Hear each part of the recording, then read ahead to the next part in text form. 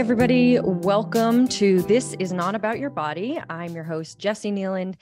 And today I have a very exciting and special guest on here with me. This will be Drew Hughes, who is a photographer and a graphic designer and also happens to be my fiance. So please welcome Drew. Hey, happy to be here. Traveled Traveled a long very way far. Yeah. So Drew is recording downstairs and I'm recording upstairs for the sake of like easy production, but we are in the same house right now. To not have so much audio bleed that it is. Yeah. And we were wondering who the cat was going to go bother most because he likes to interrupt us when we're busy. Yeah. Okay. So Drew, I am having you on here for a variety of reasons. One is, in general, whenever I write about you on the internet, people ask questions and I get a lot of feedback of curiosity about our relationship, curiosity about, like how we came to be the way we are or how you came to be the way you are. And so I wanted to address some of that stuff. And I actually have a few things written down that people directly told me to ask you on this episode. And then also because recently I've been writing about my struggle with men, like my trauma and history of really struggling with men. And so a big common reaction when I've been writing that stuff, and a lot of people really resonate with it, they say, how does this impact your relationship? And how does this impact Drew? So those are kind of the two directions I really wanted to get you on here to talk about. Although, frankly, I feel like we could talk about any number of things. I wanted to kind of start, I think, by having you like introduce yourself and not too broad or anything, how you came to be the way you are, tell us the story of your life. Tell the story of how we met maybe and how you like think of our relationship, how you came to be a person who can relationship like this. Right. Or give the audience context. Perhaps they do not know anything about a relationship. Well, we met just prior to the pandemic in LA at an event that I was photographing. And that was sort of a whirlwind evening that has turned out to be like one of the best nights of my life. But for the record, I was there with a friend I had made who was like a Tinder date turned friend at a random Christmas party at the climbing gym I went to. That I almost didn't make it to because I had forgotten that it was that night. But I think like the big thing was our conversation that night was the thing that cemented it for me really early on, because there was a level of candor and just openness about any number of topics. But I think the ease with which we were able to get into deeper stuff, because I am absolutely rubbish with any kind of small talk. Like, where are you from? What's, how's the weather been where you're at? Like, that does not, I'm not great with that, but I'm happy to dive into stuff and have been told throughout my life that I'm someone who people find very easy to open up to.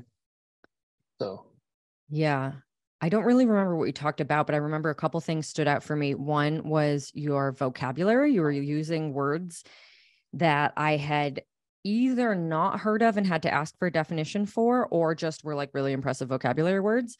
And that's like just a standalone memory of being like, I would go home with this guy just because of his vocabulary. I mean, I was obviously already feeling you, but I was so impressed with that. It was my anxiety response. So that is true. I now know that he uses big words when he's anxious, which is super funny to look back on. So I'll probably be pretty verbose during this episode. He's very nervous, everyone. Drew, have you ever done a podcast interview before? No. And I was going to say earlier, remind me to keep talking because I'm used to hearing these because I edit them. So yeah, he's my production person, so he edits. I'm just listening to a podcast and it's going along, and I realize, wait, oh no, I'm in it. So. I am the podcast. Right. Okay. Well, I guess what else do you remember from that night? Anything else that really stood out to you as to how we met?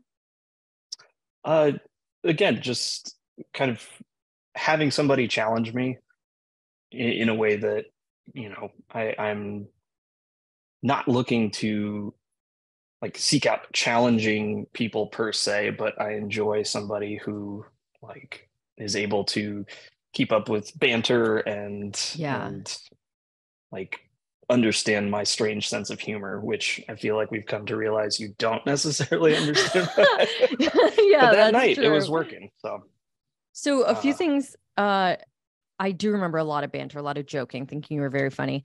But the like first moment was I was doing like a yoga pose thing on camera with my friend. So we went over to the photography area, and when you looked over at us and like took your camera down away from your face, and just seeing your face and particularly your eyes for the first time was like a literal visceral like inside my body, like holy shit. And then I remember asking you if you were single after we'd been chatting a little bit, and I was like, I'm gonna go get a drink. Do you want to walk with me? And as we were walking up the stairs, being like, by the way, are you single? And you told me much later that that was like a very that it was like a very flummoxing, or whatever the word is, like right. flustering kind of moment. And you were like, I guess I think, yeah, yeah, probably. Like whatever your answer was, like a little complicated. Yes. And yeah, and I feel like this is one of those things when people are like, well, I can't tell if someone likes me or whatever. I'm always like, Yeah. transparency is the best way. I just go right in and ask. 100%. You cut right to the chase, which was something that was incredibly endearing, especially as somebody who struggles so mightily with that anxiety. And I think, Yeah. have struggled for most of my life, especially in dating, with that sort of self-sabotage, so to speak. The idea of I will look for any number of reasons as to why this won't Mm, work and take it as an out. And I think that that's something that I have continued to work on. I, still deal with that professionally. yeah. Uh, yeah, sort of the broad sense of imposter syndrome. So So I think I'd like to have you talk a little bit about that, because I certainly have had anxiety. Obviously, it's a human experience in a lot of ways, and I've had at different times in my life more anxiety in different contexts. But I'm never somebody who veers toward anxiety. I veered toward depression. Like right. it just, that's my thing. Being sad and tired is my thing. But like I'd like to hear you talk about your experience of being sort of identified as an anxious person or a person with anxiety, because I think it plays a big role in our relationship in a lot of ways. So yeah, do you know why you are anxious, or how does that anxiety show up? So I would not have always identified as an anxious person. I think there was one trip. I was living in LA and flying back home to Miami, and on that flight, it felt like it all hit me that I became an anxious flyer. And sort of ever since that moment, that was the one that stands out to me, is like one flight was the thing that it felt like Mm, everything had shifted. And so I don't necessarily have a great idea of what prompted that, but I can look back and say there were any number of sort of traumatic experiences in relationship that yeah. would have set the stage for that kind of anxiety to finally sort of bubble over. Yeah. Uh, yeah, I think when I look at the stuff that we talked about that first night and have subsequently talked about countless times, it was always the idea of how perfectly paired our traumas are, that we both get to sort of run up against the scariest things that we have to deal with in an environment that is like nurturing and encouraging, Yeah. as opposed to just like being the most harmful thing that has ever happened. It's funny because there have been times where I feel like our traumas were perfectly mismatched. I'm like, there's no other thing that could be a bigger problem for me than for you to be triggered in the moments that you are. Right. But I do take an overall view that it was really, really lucky that there was so much that we were able to heal really early on up front. And for anybody who's listening, Drew and I have always talked so much about absolutely everything. My mom, when she first met us, had like heard some of the conversations we'd had, how granular we get about different aspects of our feelings, our needs, what we want and like in relationship and stuff. And she was like, "Oh my God, that sounds like really lovely and connective, and also so exhausting, like like an entire full-time job." And I was like, "Oh man, it's the best." And I know it's the best for us, not for everybody, but like I always appreciated how much, and I think some of this is your anxiety too. Like you wanted to like, kind of talk everything to death out of a fear that it would be misunderstood. But for me, Yeah. who had always wanted to talk to my partners and for them to talk to me more, it was like such a gift.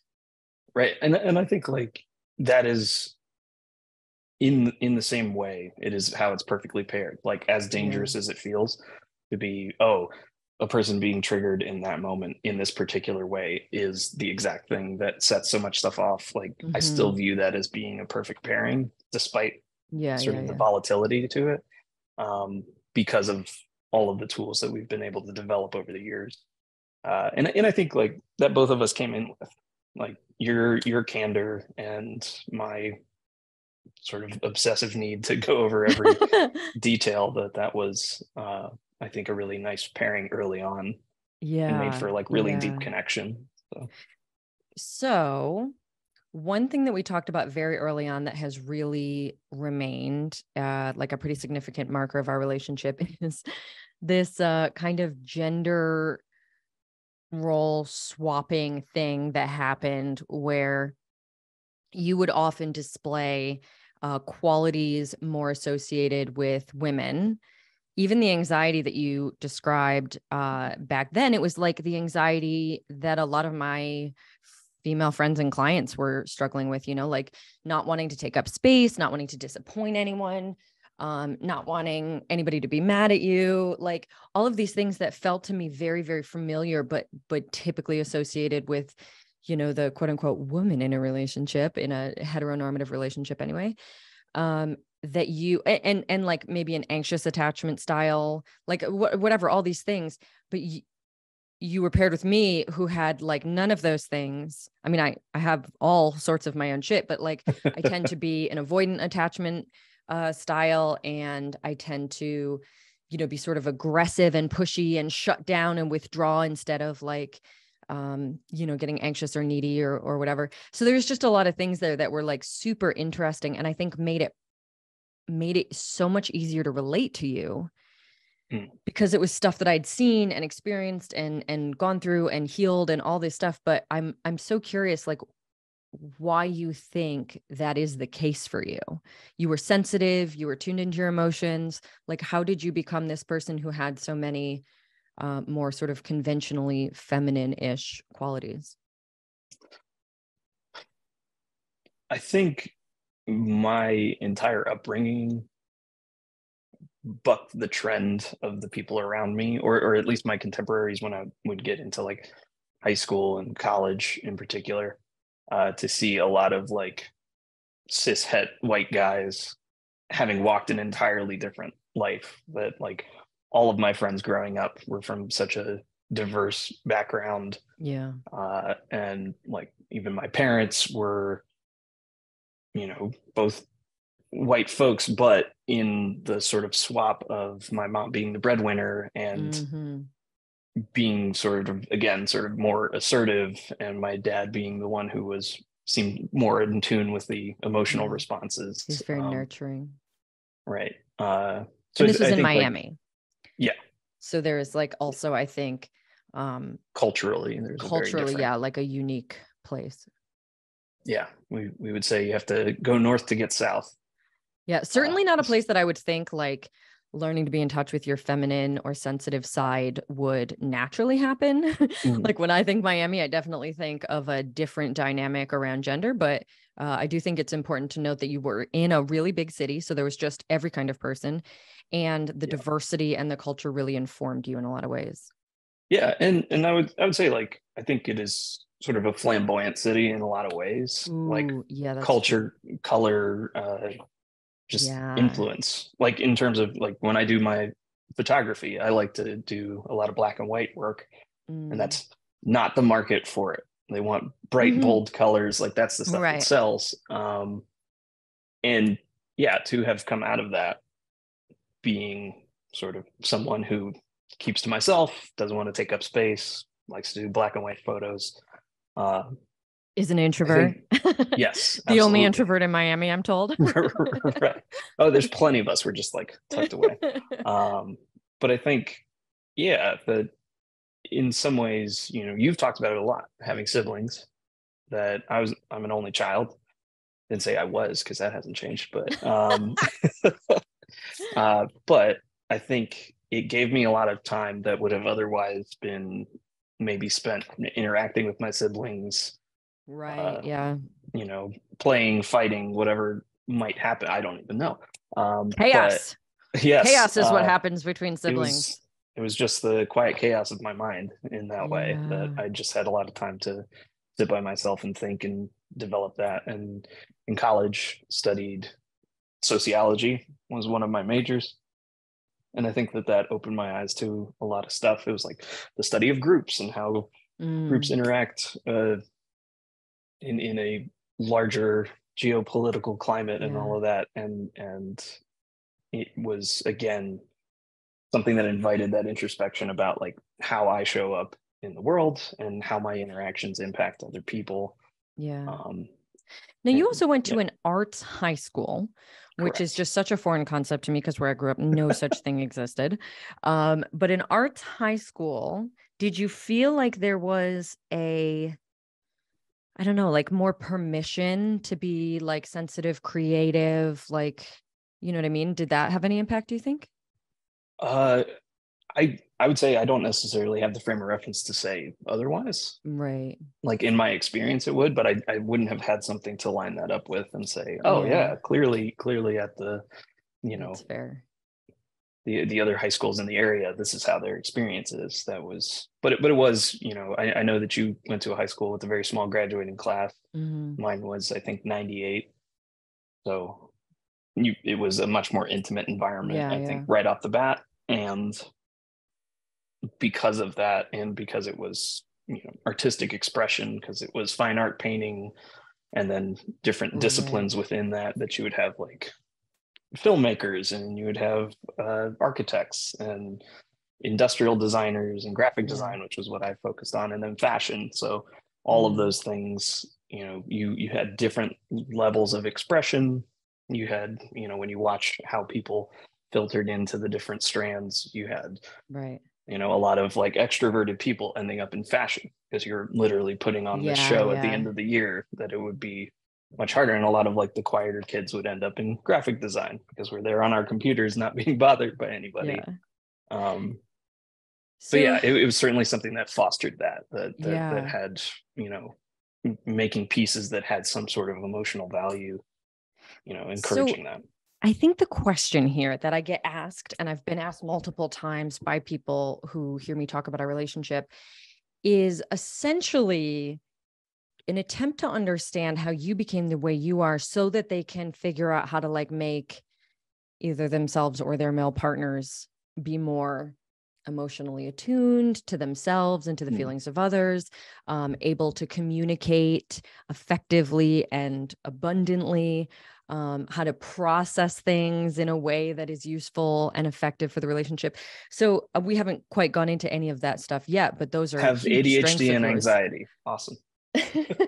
But there are so many people with both who can't do what you Yeah, do. Like the no, that's way that fair. you communicate, the way that you're attuned to your feelings and mine and everybody else's, which certainly at times can drive me nuts because I'm like, oh my God, like just let them deal with themselves. Like it certainly bleeds over into like kind of Absolutely. caretaking towards like managing other people's feelings or whatever. Uh is there an answer to that? Like how you did that or how you would say any other person like born a man into patriarchy, like how would you say someone else could go about it?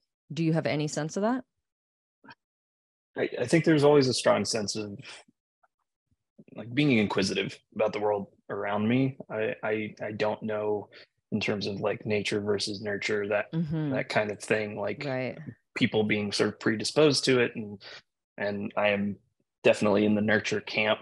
So I think Mm-hmm. a lot of people have already grown up in environments and been conditioned in ways that are going to make that more difficult for Yeah, sure, of course. unfortunately. But uh, allowing yourself to step into that place of of interrogating how you show up in the world, and being okay with whatever comes up as a result of that, I think was the biggest thing, was to be able to sit there and, I've encouraged people that, if they're college age or if it's offered in their wherever they're getting schooling, that to take a Soc 101, just something Yeah. that starts to, make you aware of how groups interact in the world, and like like systems. the ideas of intersectionality and stuff like that, Yeah. that unfortunately feel like have become buzzwords in a Yeah. political battlefield nowadays. But I genuinely think that the idea of just getting to see how my presence impacts other people simply by showing up, Yeah. and not saying that's good or bad, just being aware of it. Like that was, I think, the simplest thing that I think we rush to get to that place of, well, see, look, you show up there and you're bad because of XYZ. And it's like, Yeah. we're not trying to say that. We're just trying to say, hey, I'm more aware of myself. And you talked about having like more feminine qualities. One of the exercises that we had to do in one of my sociology classes was write down the ways that we perform gender. Yeah, I was going to And ask you also to talk a yeah, little bit about your relationship with your own gender. yeah, I think that was like, such a simple exercise. It wasn't anything like groundbreaking, like everybody's got to check this out. I just thought it was an interesting thing to make note of, to like Mm-hmm. itemize a list of like, well, I'm wearing pants and my hair's cut short and I have facial hair and stuff like that. These are just like simple ways that Yeah. I am performing one, but I'll often sit with my legs crossed. Yeah. And, Yeah. I like certain activities that are typically more feminine, and you just like make a list on both sides. And you get to see that it's not just like all of these things, because I still like sports, but I can like sports that are more feminine. Like there's Mm. granular aspects to any of those things. Or I So like video games, but I like collaborative video games, yeah. not, so there are shades within each of these things. But I thought that was like really interesting, and never have bought into the idea of like, I got to show up like a man. Um, I that think was that's like like such a big that's thing. basically the answer. Like, how are you like this? You were curious, which I do think is really important. Like inquisitive and willing to be a deep thinker, sort of unpack stuff for yourself, definitely makes a big difference, makes you a way better communicator. But also I would say you just like had permission from Mm-hmm. wherever.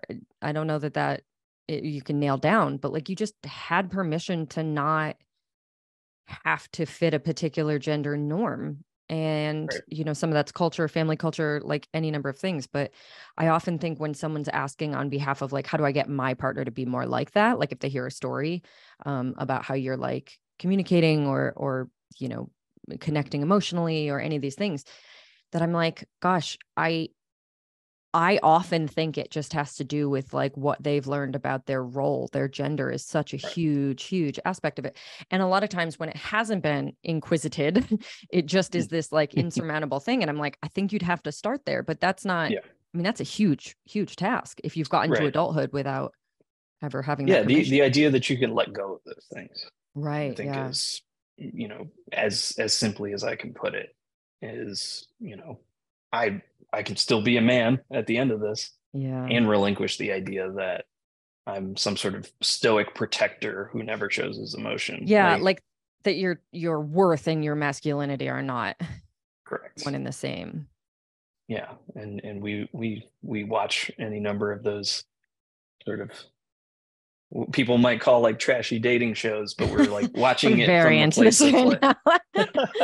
but we watch it and we look at, we see how there are examples of masculinity, of somebody showing up in that very traditional space, and see like the value in that, and then the moments where they're able to kind of like relax that to Yeah. open up and be more expressive, and like shake off that cloud of patriarchy. Yeah. And that's something that's just like, another buzzword, but it's just something that negatively impacts everybody. And Absolutely. I wish more people were able to just like acknowledge that. And that doesn't mean men are bad.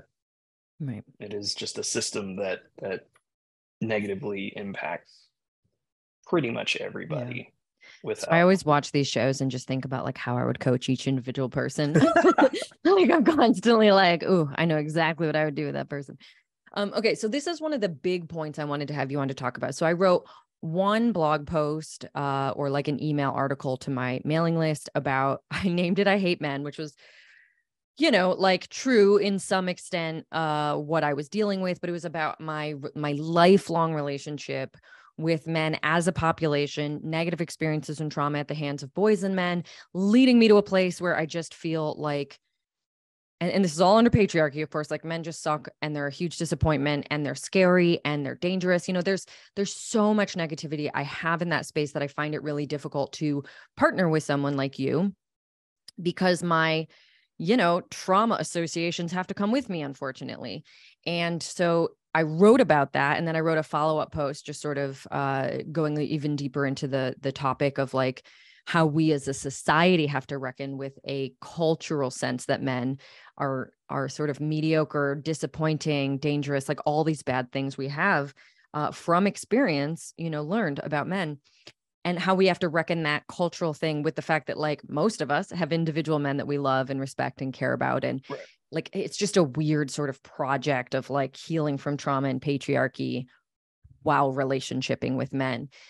And so a big question has just been like, how has that been for you? Like, as I've talked about it, as you've read about it, but even I think probably more importantly, how has it been for you in our relationship? Like, how has it affected you that I am a person dealing with and healing from this massive like trigger?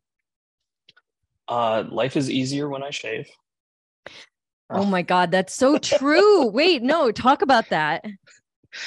So with inside myself, I've been doing this little like social experiment because I have been sort of noting that some of the times when things are most difficult is when I am the most sort of mask presenting, facial hair, wearing a baseball hat, if I have my jerseys on or something like that. Like, and I will admit this is true, even though I never think of it in the moment, right? I've never looked at you and been like, look at you in your stupid baggy pants and your baseball hat and your beard. Like, you're more masculine today and I hate you. Never, none ever. of my pants are baggy anymore. But like, it is absolutely true that when I look back and reflect on like certain fights that I've started or whatever, certain moments that I've been especially like irritable with you or whatever, that you were more masculine presenting. And there's clearly something in my head that like takes it in one fell swoop and goes, me, danger. Or like, it just does something. It's so subconscious, but so true. Right.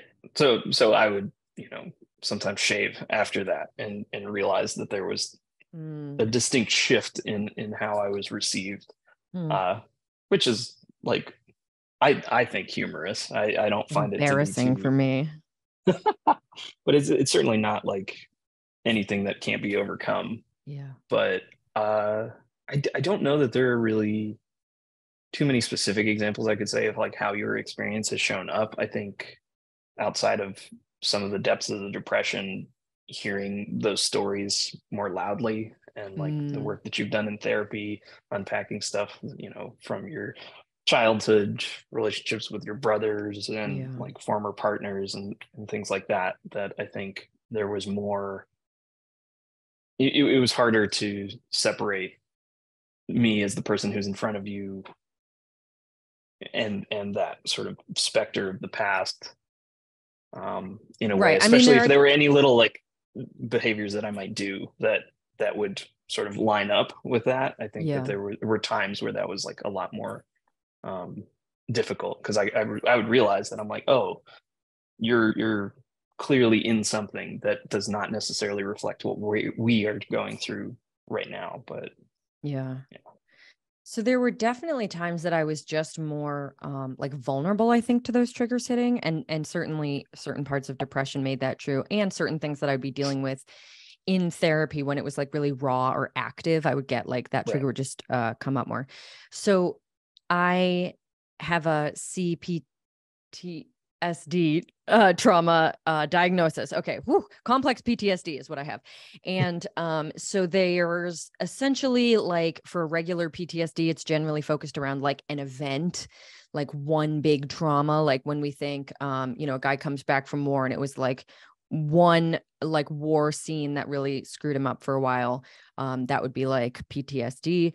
Whereas complex PTSD means like you're taking a much longer span of time. And in that time, there was a pattern of small traumas or big traumas, but it doesn't have to be, it can just be traumatic to have small repeated patterns around similar stuff. And so for me, I had so many examples from as long as I have memory of like boys and men sexualizing me and like violating my boundaries, objectifying me.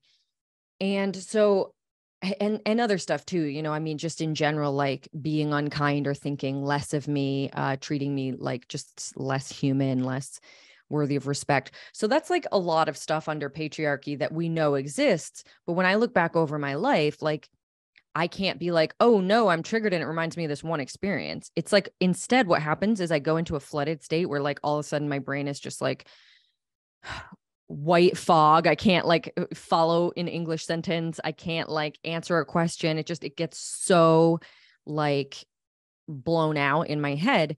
And in those moments, it's almost like I'm touching on or replaying tiny bits of moments from all over my life, and Right. because they all have to do with boys or men, it is often something that you do that triggers me, that reminds me of one of those things, those patterns. Right. So for example, you playing video games has absolutely nothing wrong with it in and of itself, but I have so many examples of like being treated in sort of a shitty way by guys who would rather play video games Right. than like connect with me. Including like my brother, a lot of my friends, a lot of my partners. So in those moments, like a big thing that I think we've had to deal with is finding our way through me being in a completely different reality on a regular basis. Yeah. And that's what I'd love to hear you talk about. Like, how is that experience for you when I have just poof, I'm gone, right? Like I'm suddenly going to be critical or irritable or just shut down, any of those things that I get when I'm like, woof, having a thing come up. Yeah. And you're like, okay, but I didn't actually do anything to hurt you because I'm not. I wouldn't even necessarily sit there and be like, you're hurting me right now. It's more like I'm hurting right now. That's the only thing I can say for sure.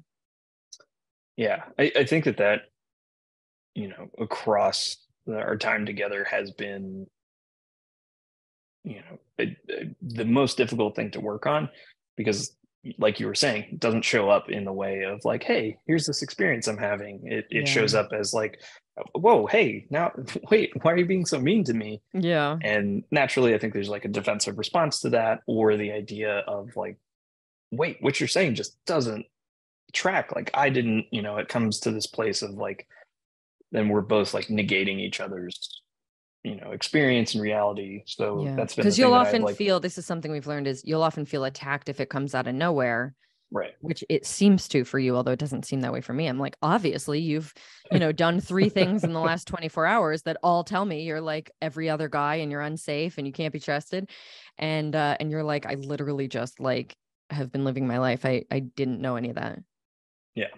Yeah, and I think when you ask like how can somebody better embody that, it's recognizing that, being able to take half a step back at least to be able to view where that might be coming from. I think something that I've gotten particularly good at, especially as of late, is recontextualizing what that initial moment was and where that might have come from, of like, what was the first thing you said to me? If I can remember that, I feel like we have a much better shot of moving through something much more quickly and like getting you back from a flooded state. But yeah, because that's the moment that is so awash in both people being defensive that it becomes basically impossible at a certain point to look back and say like, what actually was the thing? Because I think I can look back at that from a place of compassion to say, oh, what I would have received as lashing out or just out of nowhere, that sounds like somebody who's hurting. Like that sounds like somebody in pain, and it doesn't immediately read as, oh, you're like, help, I'm hurting. It's get away from me. So this is a huge piece. One of the things that I love so much about you and our relationship is that you are so dedicated to gathering tools, building, learning, growing with me and for me. And like everything is so centered on us as a team, us like being as strong and thriving basically as much as possible. So you put a lot of thought into these things. And I often feel like you get there way before I do. Like you'll sort of come to an insight and I'll like intellectually understand it and you'll already be able to put it into practice. So I'm like noticing, oh, wow, our fights are getting shorter or we're recovering more easily. And even though I was maybe there during a part where we talked about how that could happen, like I never would have been able to change, because in that moment, I'm just like struggling, and you are the one who seems to have a clear enough head to be like, I'm going to implement this new tool, or I'm going to call back an old tool that worked here. But I think that this is such a huge one that you've been doing lately. And we've both been putting so much work into ourselves and our relationships lately. But a recent fight, actually, because it's so, I can't even explain why, but one of my things is like, if I don't feel heard, like I am useless in a fight. I cannot really get past that. Yeah. And so I used to say, they're not so much like fights even these days, because I feel like they don't necessarily have day to day. Yeah, that's probably true. Things where we, don't see eye to eye, but we're not like arguing over something. There's not like that I need to feel heard first. Yeah. I guess that makes sense. I mean, I always thought of that as like, I'm a second child. It's like, I just never got to feel heard, and I always want to feel heard, but like, yeah, there's stuff around that for sure. But what I was going to say is that I used to say to you, when I push you away, when I'm being mean, when I'm being critical, when I'm being like any of those things, I want you to hear and see that I'm scared. And you were like, that seems like really difficult to do, because when I'm looking at you and listening to you, it is a person who is angry with me. And I'm like, I promise you, I'm not angry. I'm scared. If you talk to the scared part of me, like it will be so much better. And it took a long time for you to implement that, but you do it now. And like the other day, even we had not a fight, but like a tense conversation. And it was like, I felt myself getting more and more tense. I'm like getting like more and more rigid. Like the anxiety was kind of rising in me. And I was like, oh my God, we're going to fight. And then you like brought it back to the thing I had come downstairs to say that led to the whole thing. You were like, wait, I just want to go back. This is what you said. Could you say more about it? And it was like, I just felt every bit of tension leave my body. I was like, oh, thank God. Okay.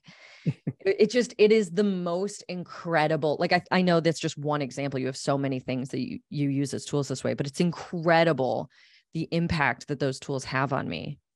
Yeah. And I think, in times where if there are other things going on and that sort of tank of patience is lower, it's much more difficult for us to move things through quickly, because, what is critical to that? It is the patience to understand somebody is flooded and hurting, as opposed to, oh, there's actually like some core issue. And I think that was like the distinction I wanted to make of like a fight versus a tense conversation. Yeah.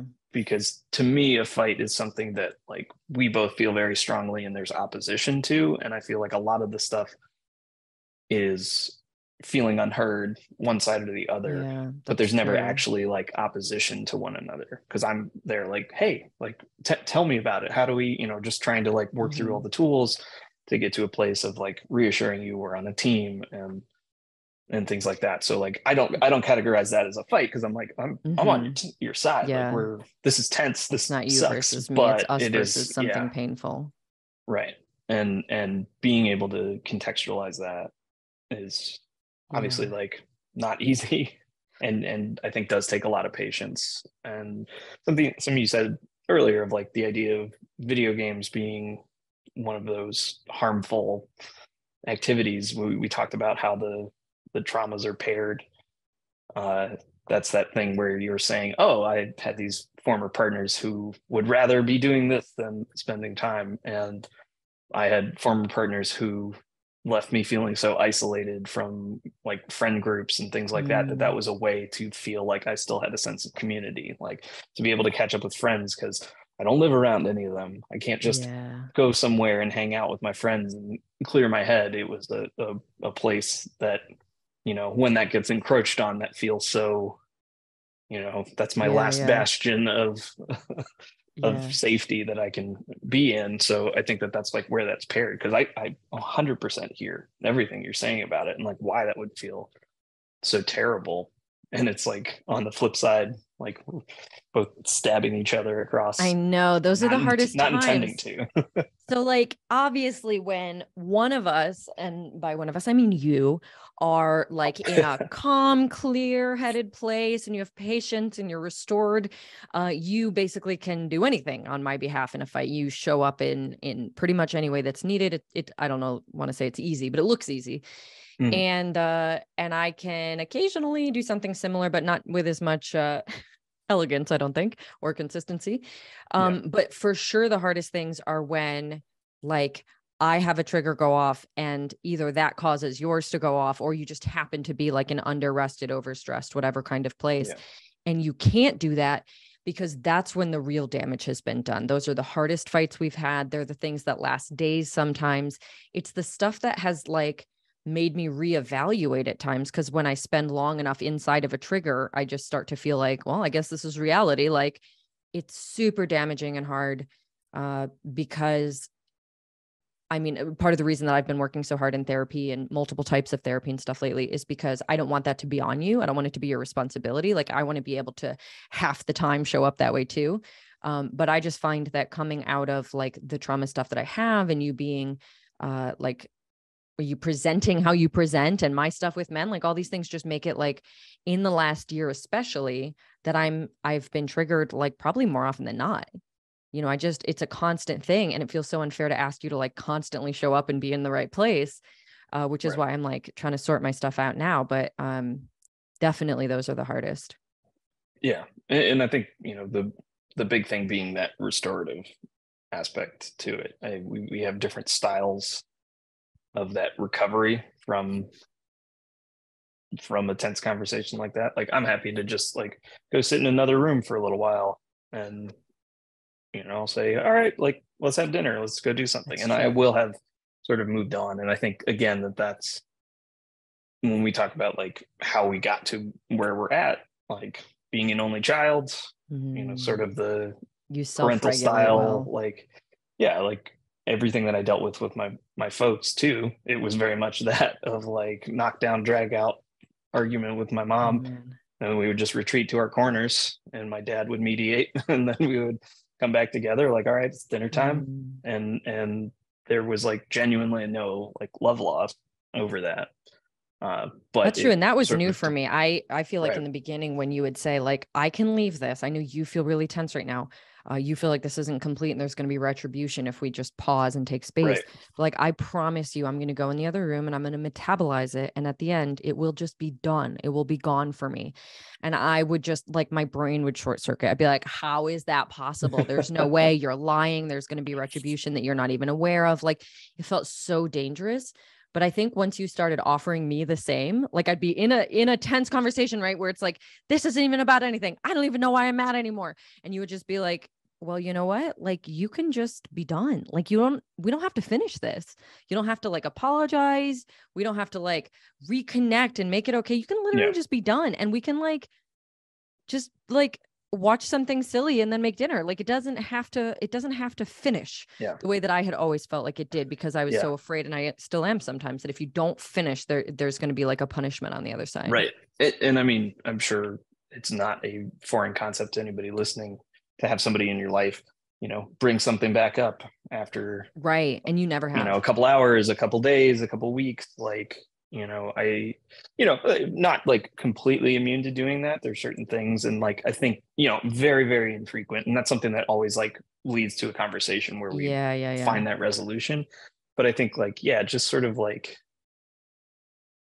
jabbing at your partner or friend or, Yeah. acquaintance, even like just over something that has happened, I think is a common experience, and clearly has happened to you in partnership more Yeah. often than not. So like the thing that that comes into contest with the idea of like, I have so desperately wished for it to say like, hey, this is done, we're good, we Yeah. can move on, and to actually have that be true. And I think that that's one of those hardest things, because like, I genuinely mean it, Yeah. and I am so fearful of my partner holding on to that negative Uh-huh. feeling and then just like being back in that horrible place even after that And I time do apart. often, So I don't necessarily always, I mean, there have been times it's been like magic when you call upon this tool in the right moment.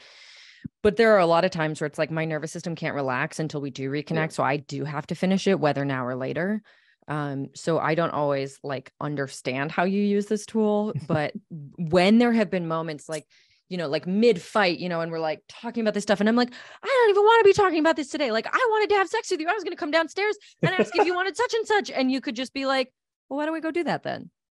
Yeah. Like we don't actually have to stay in this unless there's something else you want to say. Like we can just go do the other. That sounds awesome. Can we go do the Yeah. other thing now? And like occasionally, especially early on, I think we talked about like mid fight, since pretty much all I ever want is a feeling of like reassurance that we're close and everything's okay.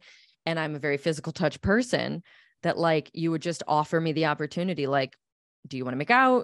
Do you want to have sex? Do you want to like, whatever it was, it would just feel like this incredible, magical opportunity where I'm like, well, but we're not allowed to do that. We have to finish the fight. And you're like, we really literally don't. Somebody has to apologize. Somebody has to be wrong. And Yeah. I'm like, I've never bought into that. I think, I having been in relationships where that was just the default of like somebody was in the wrong constantly, Yeah.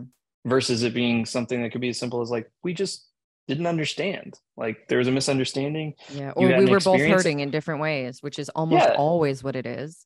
And to be able to sit there and say, hey, like I can totally see why hearing that would have hurt in that moment. Like, Yeah. like So that's when I work with clients and things are around relationships, I feel like this is applicable to us. It also seems to be applicable to like everybody, that pretty much anytime someone brings something up that feels like it's leading to a fight, or you get into your cycle with your partner that like sort of is based around, like your yeah. each little trauma pathways and triggers.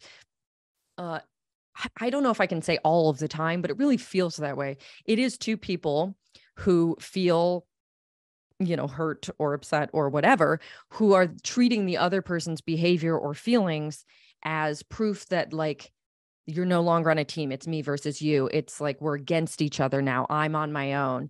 And all of that just impacts the hurt and makes it bigger, makes it even harder to come back together. So I often think like one of the sort of genius things that you've brought into this relationship that I will like never, sometimes I just feel like I'll never get over how easy it sounds now, because I Yeah. just never experienced it before, is like team. It's the fact that we're on a team all the time. Even now when we fight, like I don't feel that way, but you are so good at reminding me constantly, like mid fight, literally, this is me and you versus your pain right now, not me and my anger versus you and your pain. Like Right. that is something you always, always make clear. And I've always wondered, like, this is such a like obvious, is this like an open secret? Do other people know about this? Like think about how often when you have a fight with someone and it's like super bad and super painful, it's like because you experience something they did as like proof that they're against you. And now it's like a sort of power play and a struggle to like prove that they're right or that you're right. Or I don't know. It's like so It's a often lot you're of able. ego. Yes, that's exactly it. And You set especially ego with like aside. male partners, you sit there and it's like Okay, so being how do able you to set admit you're ego wrong aside? or How are you something doing this?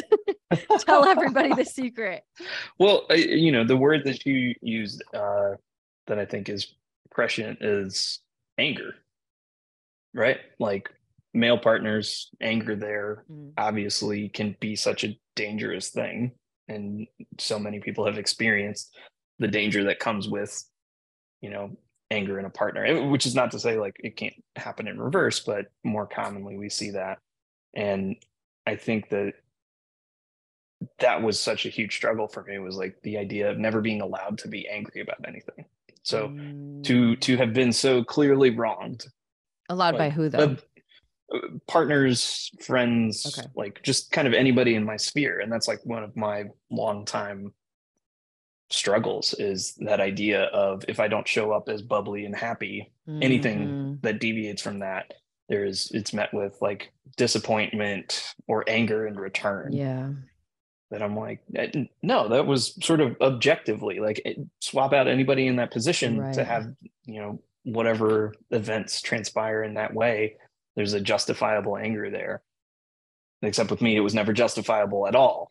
which felt like really, you know, when our relationship sort of took off, was the idea of always being accepted as the totality of myself, not as just the presentable aspects. That it was, you know, all of the darker moments too, that to feel like, you know, any number of people, you know, watching any of these dating shows is seeing somebody physically intimidate somebody else or manipulate them so openly, and then they're just like, well, I take them back. And I was like, I had a moment where I was upset about something and I was trying to like work through it. Yeah. And that was like it, like just cannot recover from that. And I've like desperately sought the idea of like doing that. So I think a lot of these tools have developed because I'm like, I just want to feel accepted as a full person with a spectrum of emotions, and not simply, hey, I have to show up in this specific way the entire time. That's really interesting. So a few thoughts come up around that. The first one is, there have been times where you have gotten angry at me and I have like been triggered in such a way that it like had an impact for weeks or more, because you read to me as scary man. It's so infrequent with you, but it has happened. And I could imagine with other, you know, women, other partners, whatever, that you, especially if you had less tools, less like, you know, communication skills, relationship skills, all these things, I could see how that could happen, because like, that's something that I know if I had to deal with it more, like if I was with a guy who was more sort of conventionally masculine, angry, whatever, I know that it would scramble my nervous system so freaking bad. I'm not sure I could make it work. Yeah. So I can understand that. Basically, you kind of had to like find other ways of communicating in order to get any of the things you wanted. Also, it kind of makes me feel sad for you though. Like, you should be allowed to get angry without, I mean, you know, like fucking up somebody else's mental health. Like, that's such a bummer. And I'm not saying like it feels so foreign to identify with like being angry at a person. Like I'm so often angry with situations. I'm angry when you get flooded, not at you, but at the idea of like we're both being sort of robbed of this connection. Right. Like that's a frustrating thing. And I totally get why that would read as like anger, and in a space where you're flooded and things are coming in at, like sort of through a different filter. It's like, oh, he's upset with me. And it's like, no, I'm not. I'm really not. Like I see your pain, and like to see you in pain is upsetting. And yeah, that's like a really difficult thing. And I think that's also paired with the idea of like, you know, when we talk about like the avoidant attachment style that happens a lot of times, like is sort of often a marker of male partners. Yeah. That they're just like, well, I'm gonna go for a drive, I'm gonna leave, I'm gonna just like ice the other person out. I'm like, no, I refuse to leave from any of those things. So I think like any anger in a space where there is utter refusal to like leave is feels like much more direct. It does. Sure. That's so true. And actually, it was like within the first couple of weeks of us dating that we had our first fight. And I so appreciated that you stayed present. You didn't withdraw. You didn't stonewall. You didn't leave. All these things I had learned that was the only way men could handle anything you didn't do. And I remember being so impressed with that. And then later on when it would happen, and it was like I cared about you a lot at that point. I wasn't real like I was no longer just like, okay, well, screw you. If this doesn't work, I'm out, you know? And it was also those kinds of things of like, well, you're staying present, but I really wish I could leave because I'm now having the biggest flee response because I've never dealt with this before. Right. No man has ever stayed and been mad. Like it doesn't happen. I mean, you know, I've seen anger in certain ways that can feel scary, but just like flashes of it and then they're out, you know, they're like, so I've never had to like stay and process whatever was going on with a partner who is angry. I think that it probably wouldn't have worked if you were more angry and in pain, right? Like angry and in pain. Exactly. That is me having my trauma response to so many times being told, and like so much of that comes up around little things or little statements that in a defensive or flooded space like are dismissive, you know, or come across that way. That's like the thing that I have learned to, you know, utilize as well as I can is like not allowing those comments, like to just allow them to watch over me Mm-hmm. and not, let that tip me off, because then the two of us in that state, like nothing's getting done. And you've absolutely shown up for me in times when like I'm having some sort of horrible response to something. So I'd this is say less frequent, but like it's yeah, amazing when you yeah. do that. So Thank you. I was going to say this is a really interesting uh point between us is that I will often not feel it's like when I'm flooded and I feel like it's you versus me, like the sense of teamship has sort of disappeared and I'm like reliving somebody else and how scary and bad I feel or whatever it is, right? In these moments, I feel a complete disconnect from all of my internal resources, especially like compassion, empathy, patience, understanding, all of the things that like are pretty required for like a nice conversation. So I get kind of mean, very cold, all those things. And so you have said to me that it feels really awful, that it almost feels like I don't stop and start to make things better again until you're like hysterical. Like, unless you've gotten to a yeah, place of something so bad, like panic attack level, that all of a sudden my compassion comes back, my empathy turns back on, my understanding is in full drive. yeah, Suddenly I have patience. And you're like, I understand and I'm grateful for it, but it really feels like you had to get me to a 10 out of 10 yeah, before you would care for me. And that's really complicated for you.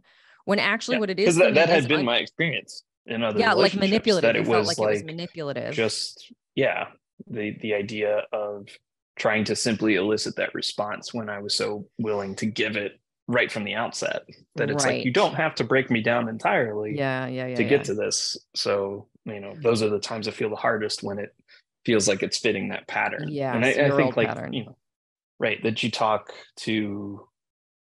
about partners who have those manipulative things that like male partners do to like bring in comparisons and things like that. Hmm. Like I realize like how close a lot of the things that I talk about fly to actual damaging behavior, but it's never to like bring up like, oh, you're just like this person. It's always like, hey, I'm experiencing Oh a yeah, lot of yeah. I trauma always feel that's really across the different. board, that I'm like, Yeah, you'll be like, I'm talking about how other people have done this. I'm not yeah, saying you're doing it. I'm saying why this is such a painful thing. And that's and I true. think like, yeah, it's a lot of these like running in parallel Yeah. experiences that, But the yeah, interesting thing for me with that is like obviously you have an old experience that you're living in then in that moment, right? You're like yeah, replaying an old trauma with somebody else.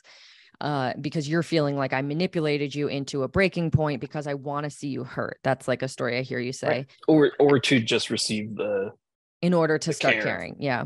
Right. But what I feel like is if at like a 2 out of 10, you put on a dress and like, cried on the corner of the couch or something, like if it's because I see you as a man that none of that stuff connects for me as you truly being in pain. I only read it as like danger or manipulation or abandonment or any of these things. I never read it as pain until I visually see you in so many pain markers that I'm able to Right. suddenly I can reconnect all of those things that are kind in me and love you. And like when that comes back, I always feel horrible. I'm like, why did this happen? How did I let this get to this point? But like it literally is true that I stay in my trauma reality until there is literally like a horrible thing happening in front of me. You're like about to lose it. And then I'm like, Yeah. oh God, I'm sorry. I didn't know you needed care. I was like upset. Like, Sort of I didn't snap out of know. it at that point. Yeah. Yeah. Yeah. And it had, the difficulty of feeling like that was the only time that I was worthy of that kind of Mhm. care was a big thing for me. So Yeah. to watch this partner who has been so gracious and welcoming of me and my totality to like disappear into the fog of being flooded, like it's just a brutal Yeah. thing for both of us. And Yeah. yeah, I I often feel very guilty because when I look back on my relationships with men who withdrawed and stonewalled and all of that, they would shut down and I would be like, you owe it to me to like stay here and answer this question now. And they were like gone. And now I find myself in that position with you. And I'm like, I'm doing the same thing to you that I hated so much. It's so unfair. But like the truth is, I was able, or rather, I never needed to learn the skill of like navigating any of that stuff because I just righteously felt like they owed me something, and I never got the opportunity to actually like learn how to do it if they stayed, because no one did, like that was the pattern.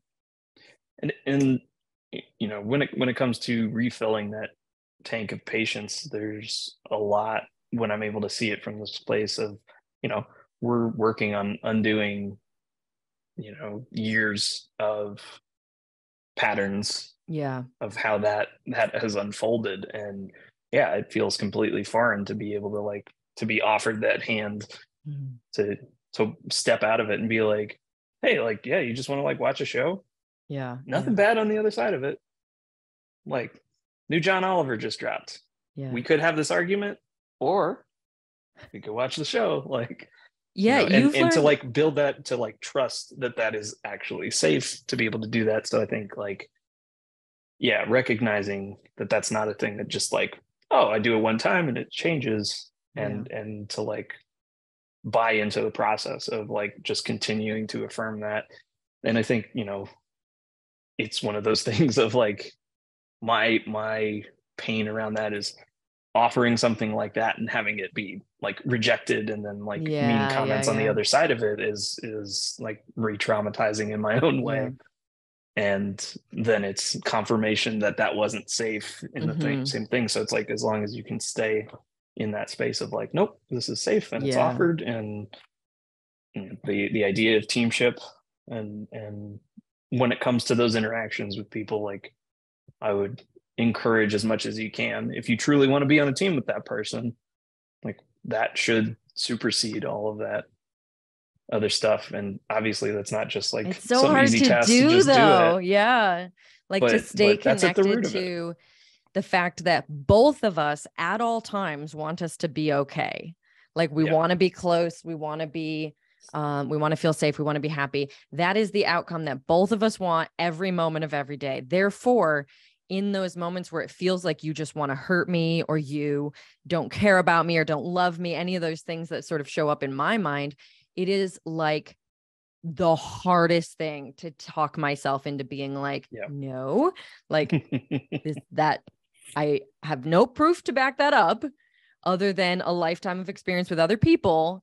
And I have a lot of proof to show that if I give you what you want to make you feel safe, I will be rewarded because you will make me feel safe. I know that it works. It's just so hard to do in that moment. The temptation to be it's your fault, you're wrong, and you should be punished. Sacrificing is so strong. The ego in those moments. Yeah. On both sides. That's you're just laying everything down in front of the other person to say look, I come unarmed. This is not a thing. We can see the capacity to which we can we could harm one another, and to be able to truly lay that down in front of the other person and not be I got another thing behind my back. Even it is being vulnerable. How to not let ego take over. It could be a master class. There's so much that goes into it. It's such a difficult thing. And I would certainly associate it with men, but I'd say between us, it is a much bigger issue for me. Yeah. And definitely each case is separate, because when we talk about it, we can talk about this very candidly about how difficult things are at times, because overwhelmingly everything's great. There's a goodness and a richness at the core that is worth showing up for in these ways, and that might not be true for everybody.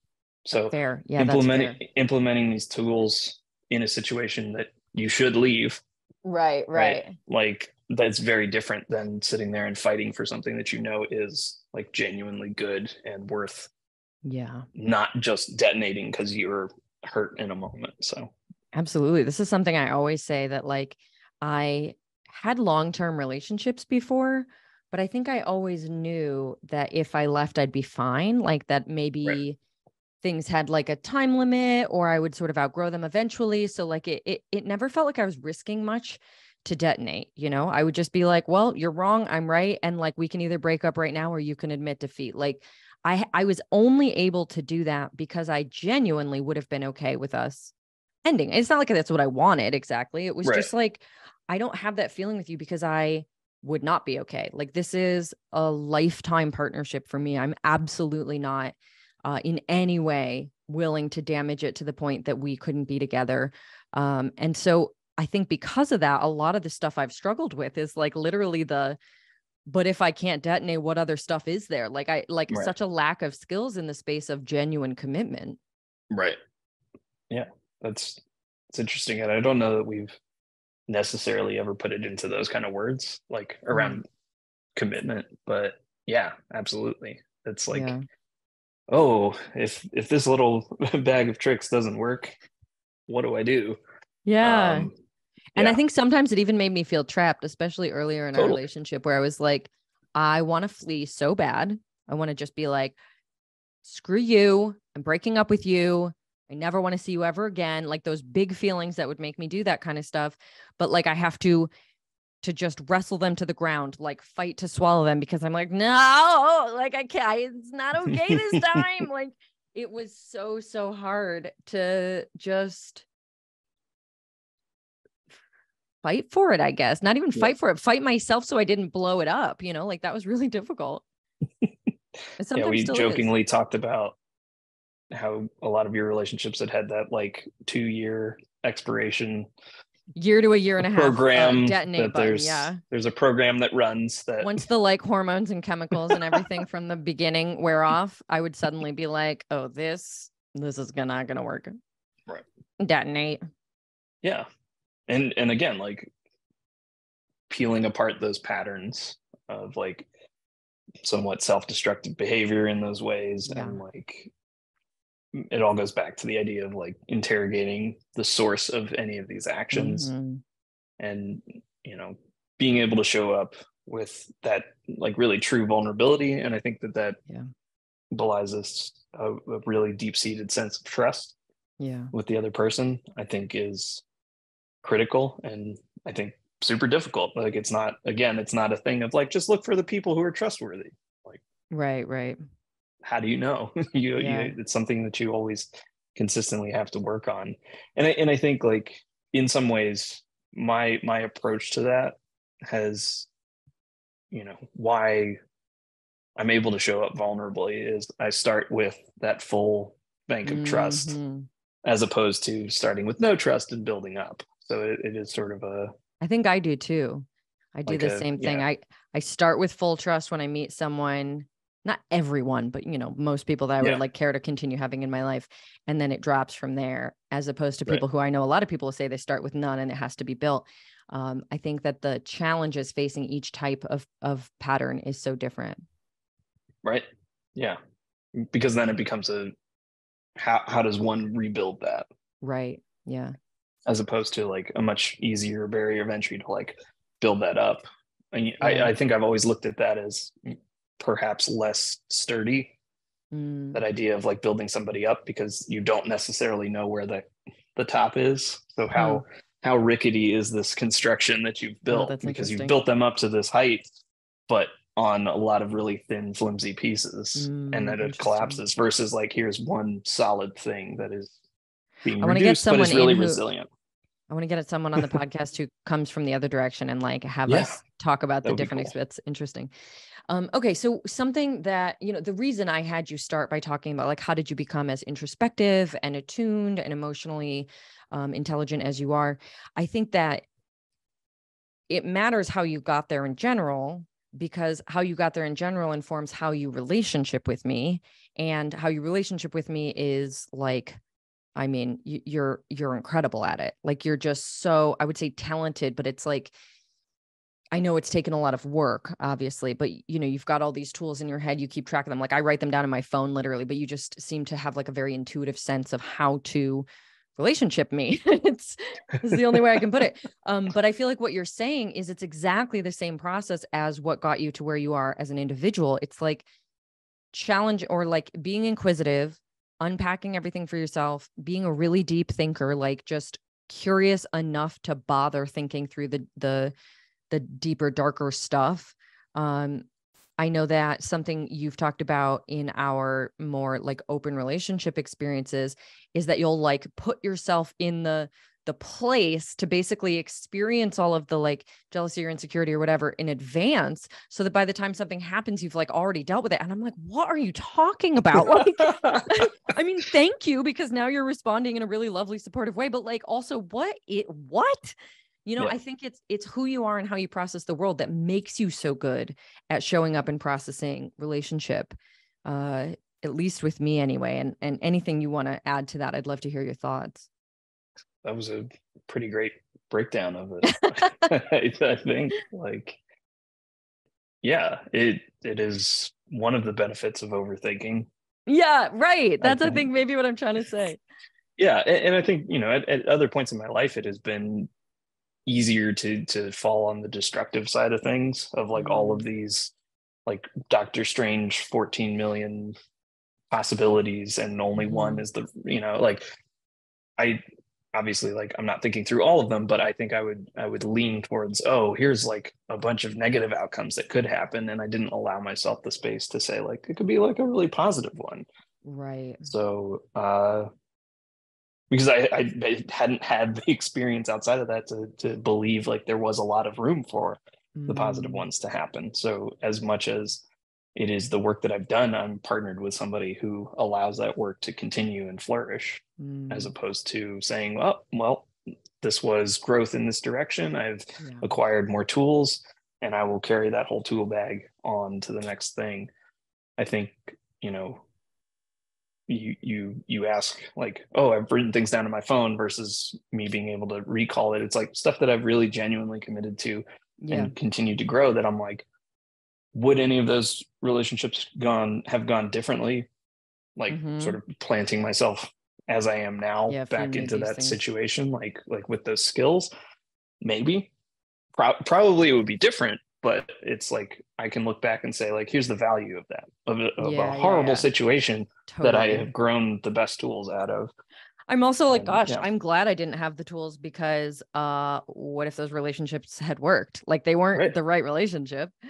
And I think that that's like ultimately what it comes down to, is when you talk about that, like, oh, I could have all these tools, and it works because it's with you, Yeah. and the tools that you as the listener are developing will work with Right. Everyone's different. that right person and persons and like interactions Yeah. in your life. Like, it is meant to be in that way, as opposed to it being like, oh, I've learned enough tools to manipulate any situation Right. to my Like, you've benefit, to like learned make it me, you've work. learned how to Right. relationship with me, and it Correct. would not necessarily translate. Oh, I think it would, some of it would, but like a lot of it is very specific. Right. But it would not feel nearly as rewarding, I think. mm, And that is the pairing of, like, I can only bring so much, yeah. and it has to be sort of received and reciprocated by the other person in ways that, like, truly grow it, as opposed to saying, like, oh, that had a positive impact, but there's no Yeah. sort of growth or momentum that's derived from it. I feel very similarly. Like, I always felt like I had a lot of tools, and I could like sort of be a good partner on paper before, but I never felt like it was it like a zigzag like it is with us. It's like, I'm doing work, you're doing work, I'm doing work. Like, it's just constantly bouncing off Yeah. each other and getting better, as opposed to just, I'm doing this alone and they benefit, you know? Yeah.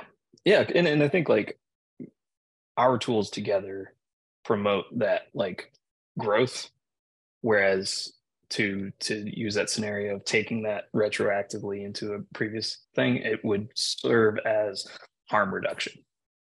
Right. Totally. Yeah. That it would be I like, hear that. oh, that harmful thing, I now know how to, like, deal with that Yeah. and, like, defend myself better, as opposed to, like, Mm, I get to, like, really interact with you yeah. and have that be a positive thing.